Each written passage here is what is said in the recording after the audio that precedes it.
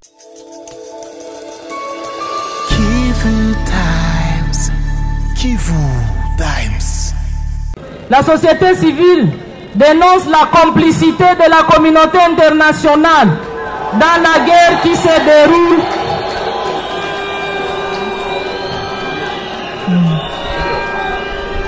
La société civile du Sud Kivu dénonce la complicité de la communauté internationale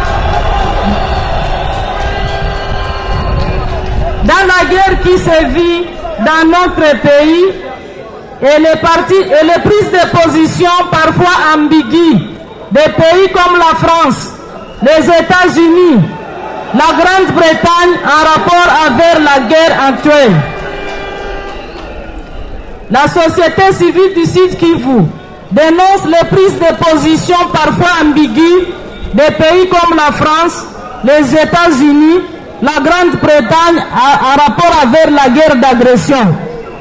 La société civile du Sud Kivu se sent presque abandonnée dans la lutte contre la balkanisation et appelle les autres provinces à se solidariser pour sauver la partie est de la RDC en proie à ces atrocités et appelle à la mobilisation générale de tous les Congolais vivant dans la diaspora pour dire non à la guerre et oui à la paix.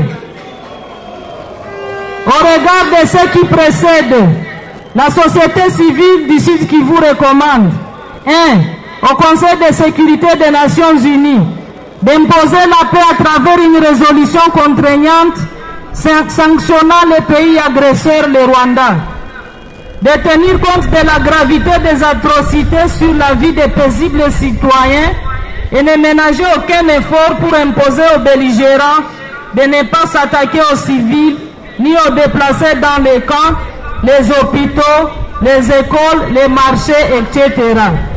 D'exiger le respect de l'accord cadre d'Addis Abeba, de favoriser entre États membres des Nations Unies le business for peace, car il est possible d'exploiter les richesses de la RDC à travers des partenariats gagnant-gagnant et sans continuer à verser le sang des Congolais.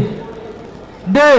Aux structures garantes de l'accord cadre d'Addis Abeba, dont les Nations Unies, la CIRGL, la SADC et l'Union africaine, de convoquer en toute urgence une conférence pour la paix en vue de mettre définitivement fin à la crise actuelle en invitant toutes les parties prenantes et en tenant compte de la participation de la société civile, les leaders religieux des provinces en proie à la guerre. De revitaliser l'accord cadre d'Addis Abeba dans l'intérêt du peuple de la sous-région des Grands Lacs. Au président de la République démocratique du Congo et au gouvernement congolais de réévaluer rapidement les opérations militaires déjà amorcées jusqu'en présent et d'en prendre les résolutions pertinentes selon la gravité de la situation, car il leur revient avant tout de protéger les populations civiles. De ne pas accéder à la demande de certains politiciens véreux qui veulent l'instauration de l'état de siège au Sud Kivu, d'autant plus que ce dernier a démontré ses limites au Nord Kivu et en Ituri, et que le gouvernement lui-même a déjà amorcé les mesures d'assouplissement pendant vers la levée de l'état de siège dans les 2 provinces précitées. De faire du social des militaires, des Noazalendo et autres services de sécurité leur priorité et d'inviter les services habilités à sanctionner sévèrement le détournement des biens publics, les traîtres et les autres indisciplinés. D'être les premiers à procéder à l'assistance humanitaire en attendant l'aide humanitaire internationale. À la communauté humanitaire d'appuyer le gouvernement national dans la réponse humanitaire urgente en faveur des déplacés de guerre. Aux belligérants de cesser les faits immédiatement et de savoir que les crimes de guerre, les crimes contre l'humanité et les crimes de génocide sont imprescriptibles. De favoriser plutôt le retour à la paix. À nos FARDC et nos vaillants Wazalendo, de faire de la protection des civils leur priorité, en tout et pour tout, et savoir que le peuple congolais leur apporte son soutien indéfectible, de décourager certains de leurs éléments qui s'attaquent aux paisibles citoyens et à leurs biens.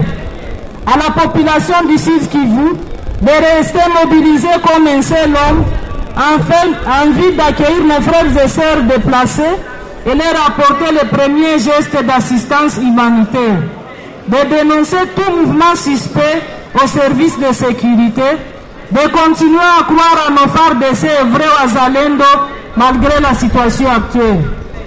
À toutes les structures de la société civile de se mobiliser pour apporter leur soutien matériel aux vrais Wazalendo et à nos phares d'essai, soit directement, soit à travers le bureau de coordination de la société civile, et cela à partir de demain. De continuer à s'opposer au plan de balkanisation de la RDC. Kivu Times. Kivu Times.